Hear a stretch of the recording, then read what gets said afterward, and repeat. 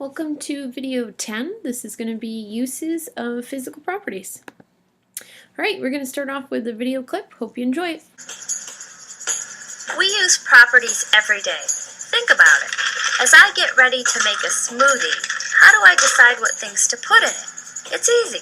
I can use properties. How about some small, soft blueberries? Sounds good. And maybe even some juicy red strawberries. Would I put in something smooth, creamy, and white, like milk? Sure, as long as it smells fresh, too. Would it be a good idea to add some hard, rough rocks? No way. But the only way I can tell the difference between all these things is by their properties.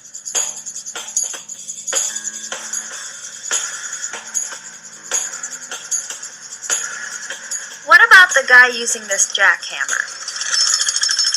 He's using the properties of the jackhammer. He knows that it's hard enough to break through the concrete in the road. How do you think he would do if he tried to use something with different properties, like, say, a popsicle? Alright, I hope you enjoyed that video clip, so let's just do a quick review. Physical properties, remember, are found in all kinds of matter, and the way you sort of describe them is that you are able to observe or see them with your eyeballs. Remember, some examples we said were malleable, ductile, color, texture, and shape. So why do I teach you these physical properties? Who actually uses them? Well, construction workers certainly would. They would want to know how strong something is. A chemist would, of course. A chef would definitely. Shapes and textures would be super important. And an engineer would as well, so they can choose the right materials for whatever it is that they're making. So why would you use physical properties to help you do what exactly? Well, first of all, you can use it to identify an unknown material like density. If you found the density, you could find something and match it, and you're actually going to do that during the kneecap lab. You want to choose the right material for a job. So if you're building a bridge, you definitely don't want anything that's not strong. And you can also do it to separate materials, and chefs use that all the time. So if you're separating pasta and water, or if you're separating colors of things, definitely they would use that in their career. So let's get into these a little bit more. So number one, identify.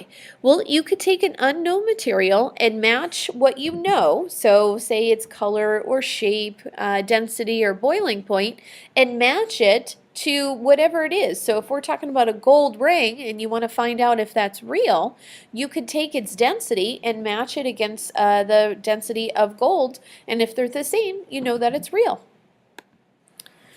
So when you're using it to choose a material, you're going to use it for, maybe my example here is if you have a bridge, you definitely wouldn't want it to be flexible. You definitely would want it to be strong.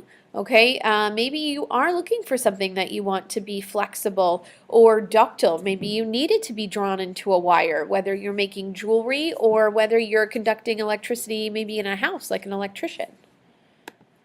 And then the third one is to separate. Now you can use physical properties, a whole bunch of physical properties, to separate them from a big mixture. So if you start out with a mixture of, say, 3 liquids, you can actually set up what looks like this lab equipment right here, and by hitting different boiling points, when you hit the boiling point, you can actually turn it into a gas and then condense it back down. That's what that side part does there, and turn it back into a liquid, and you can actually separate them. Another way to separate things using boiling point is seawater or salt water.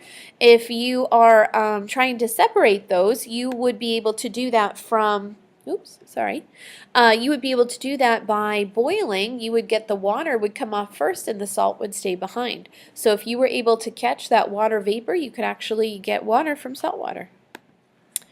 Alright, so this one was a really quick one. So a summary as to who and why for the 3 uses of physical properties.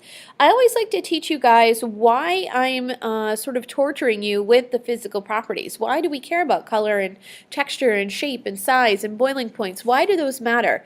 Well, you have to know them in order to be able to use them, and that's really what this video was all about.